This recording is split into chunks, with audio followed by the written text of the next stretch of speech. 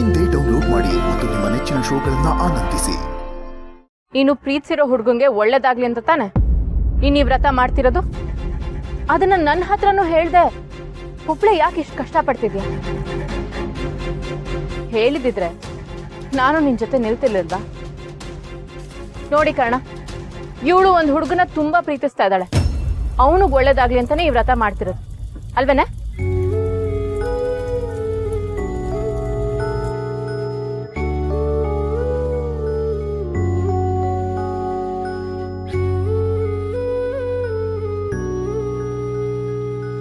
ಹುಚ್ಚಿ ಪ್ರೀತಿ ಏನನ್ನೆಲ್ಲ ಮಾಡಿಸುತ್ತಲ್ವಾ?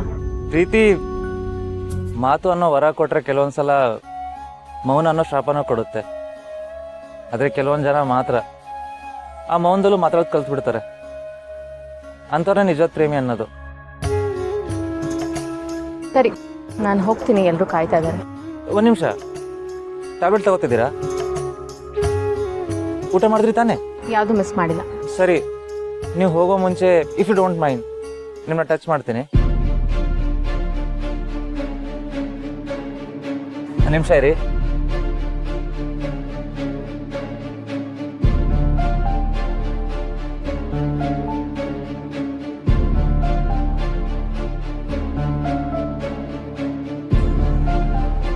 ಈಗ ಹೋಗಿ. ಈಗ ನಿಮ್ಮ ಹೊಟ್ಟೆಲಿರೋ ಮಗುನೂ ಸೇಫು, ಅವ್ರು ನಿಮ್ಮಲ್ಲಿ ಇಟ್ಟಿರೋ ನಂಬಿಕೆನೂ ಸೇಫ್.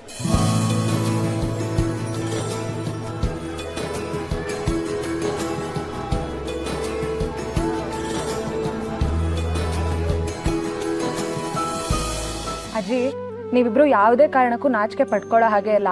ಹಬ್ಬದ ಊಟ ಬೇರೆ ಸ್ಪೆಷಲ್ ಆಗಿ ತಿನ್ಬಿಡ್ಬೇಕು. ನಾಚಿಕೆ ಗೀಚಿಕೆ ಇಲ್ಲ ಇಲ್ಲಮ್ಮ. ಊಟ ಎದುರಿಗಿದ್ದಾಗ ಊಟ ಮಾಡ್ದಲೇ ಇರೋದು, ವೇದಿಕೆ ಇದ್ದಾಗ ಮಾತಾಡ್ದಲೇ ಇರೋದು ನನ್ನ ಕೈಲಾಗಲ್ಲ. ನಮ್ದೇನಿದ್ರು ಅಲ್ಲೇ ಪೇಮೆಂಟು ಅಲ್ಲೇ ಪನಿಷ್ಮೆಂಟು ಅಲ್ವೇ ನೀವು? ಹೌದು ಹೌದು. ನೀವೇನಾದ್ರೂ ಹೇಳಿದ್ರೆ ಇಲ್ಲ ಅನ್ನೋಷ್ಟು ಧೈರ್ಯ ನಮ್ಗಿದೆಯೇ? ಇಲ್ಲ ತಾಯಿ. ಅಜ್ಜಿ, ನಿಮಗೆ ಇಷ್ಟೊಂದು ವಯಸ್ಸಾದ್ರು ನಿಮ್ ಫ್ರೆಂಡ್ಶಿಪ್ ಮಾತ್ರ ಅಷ್ಟೊಂದು ಸ್ಟ್ರಾಂಗ್ ಆಗಿದೆಯಲ್ಲ, ಹೇಗೆ? ಮತ್ತೆ ಇವತ್ತಿನ ಪೀಳಿಗೆಗೆ ಏನಾದ್ರೂ ಟಿಪ್ಸ್ ಕೊಡಿ. ಈಗ ನಾವಿಬ್ಬರು ಫ್ರೆಂಡ್ಸಾ? ಇವಳು ಕೋಪ ಮಾಡ್ಕೊಂಡಿರ್ತಾಳೆ, ಅವಾಗ ನಾನು ಸೈಲೆಂಟ್ ಆಗಿರ್ತೀನಿ. ನಾನು ಕೋಪ ಮಾಡ್ಕೊಂತೀನಿ, ಇವಳು ಸೈಲೆಂಟ್ ಆಗಿರ್ತಾಳೆ ಅಲ್ವೇನೆ? ಹೀಗೆ ನಾವಿಬ್ರು ನಗ್ತಾ ಇರ್ತೀವಿ.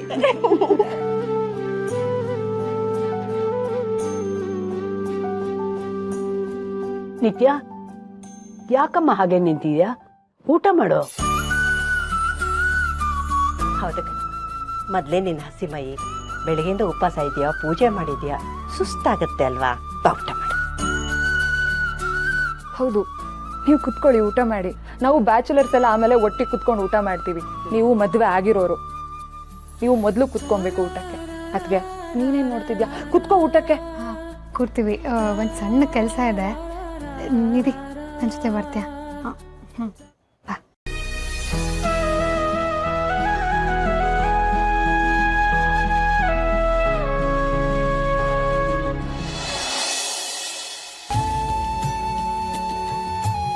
ಬಂದ್ಯಾ? ಒಂದು ನಿಮಿಷ ಬಂದೆ.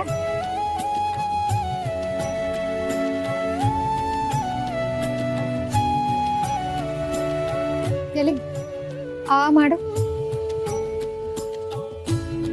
ಅಯ್ಯೋ, ಆ ಮಾಡು ಅಂದ್ರೆ ಶಾಕ್ ರಿಯಾಕ್ಷನ್ ಕೊಡ್ತಿದ್ಯಲ್ಲ, ಆ ಮಾಡು ಅಂದೆ.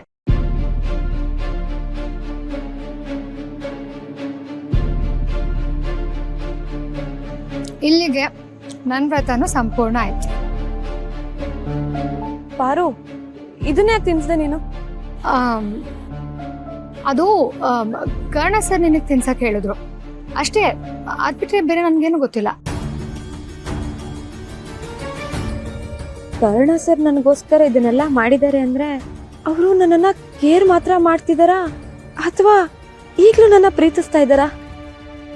ಅಯ್ಯೋ, ನನಗೆ ಖುಷಿ ಆಗ್ತಿದೆ. ನೋನು ಅವರು ನನ್ನ ಅಕ್ಕನ ಗಂಡ ಆದ್ರೂ ಯಾಕಿದೆಲ್ಲ ನಡೀತಿದೆ? ಏನಾಗ್ತಿದೆ ನನ್ನ ಲೈಫಲ್ಲಿ?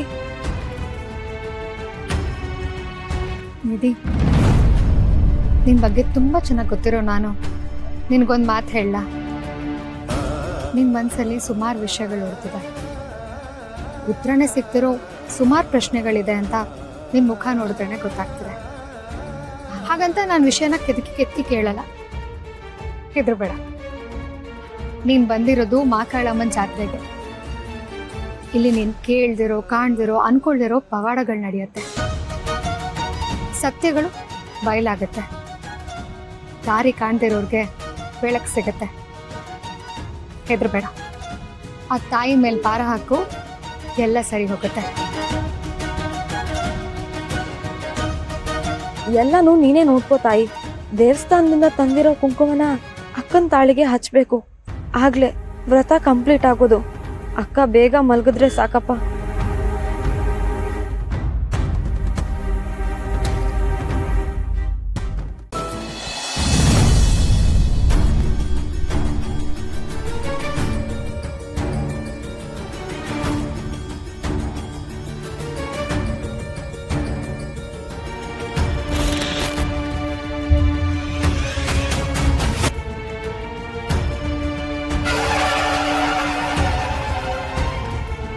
ಏನಾಯ್ತು ಶಿವು?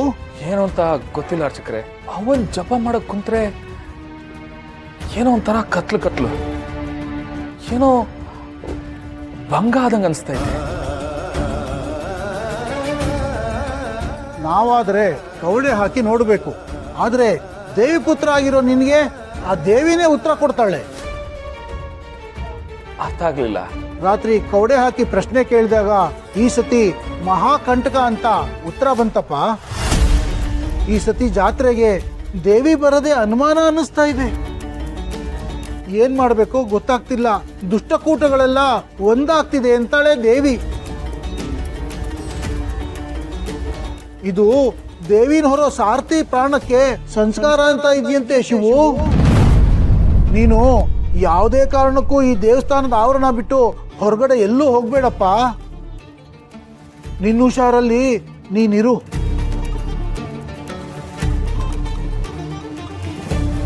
ಅರ್ಚಕ್ರೆ, ತಲೆ ಕಾಯಕ್ಕೆ ಆ ತಾಯಿನೇ ಇರ್ಬೇಕಾದ್ರೆ ತಲೆ ಒಡೆಯೋರು 100 ಜನ ಬರ್ಲಿ, ನಾನು ತಲೆ ಕೆಡಿಸ್ಕೊಳಕ್ಕಿಲ್ಲ. ಹಂಗೆ ಒಂದ್ ವೇಳೆ ನನ್ನ ತಲೆನೇ ಹೋಗ್ಬೇಕು ಅಂತಿದ್ರೆ ಆ ಮಾಕಾಳವನ್ ಮಡ್ಲಲ್ಲೇ ಹೋಗ್ಲಿ, ನೆಮ್ಮದಿಯಾಗಿ ಹೋಯ್ತೀನಿ.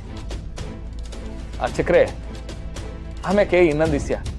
ಎಂತೆಂತ ರಕ್ತ ಬೀಜಾಸುರರು ಬಂದಾಗ್ಲೇ ತಾಯಿ ಅವ್ರನ್ನೆಲ್ಲ ತನ್ನ ನಾಲ್ಗೆ ಮೇಲೆ ಇಟ್ಕೊಂಡು ನುಂಗಾಕ್ಬಿಟ್ರು. ಅಂಥದ್ರಾಗೆ ಇವರೆಲ್ಲ ಯಾವ ಲೆಕ್ಕ? ಅಪ್ಪಂಗ್ ಕೊಡ್ತವನ್ ಯಾವನೇ ಆಗ್ಲಿ, ಆ ತಾಯಿ ನನ್ನ ಯಾಕೆ ಬರೋದ್ನ ಯಾರು ತಪ್ಪಿಸ್ತಾರೋ ಅಂತ ನೋಡೇ ಬಿಡ್ತೀನಿ.